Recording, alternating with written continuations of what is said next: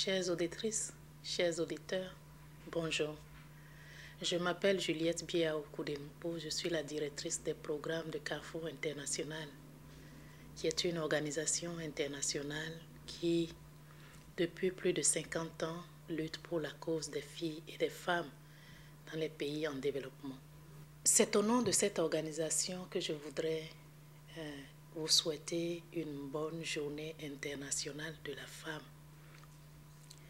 C'est en effet une journée mémoriale où l'occasion est donnée à tout le monde entier de saluer la lutte que les femmes ont menée et continuent toujours de mener pour leur liberté et leur épanouissement dans la société. Cette année a particulièrement été marquée par le renforcement de la promotion des droits de la femme. En effet, en Afrique du Nord, au Moyen-Orient, au cours du printemps arabe, les femmes ont été à la ligne de front de tout le combat qu'il y a eu pour leur liberté et celle de leur famille. Ici au Canada, les dernières élections ont connu un résultat impressionnant en ce qui concerne l'élection des femmes. En effet, beaucoup de femmes ont été élues au Parlement et Nicole Turmel est devenue la deuxième femme dans le monde, dans l'histoire du Canada, à mener l'opposition officielle.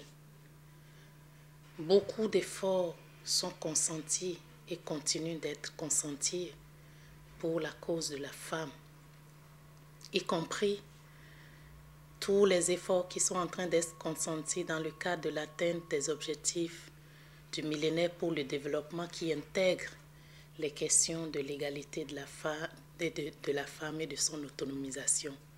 Et pourtant, beaucoup reste à faire.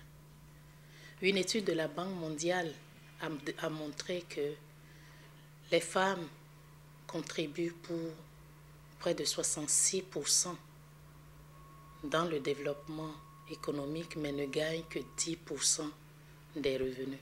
Le Carrefour International voudrait cette année vous inviter à la campagne dite « Ouvrons les portes », qui est une initiative qui vise en effet à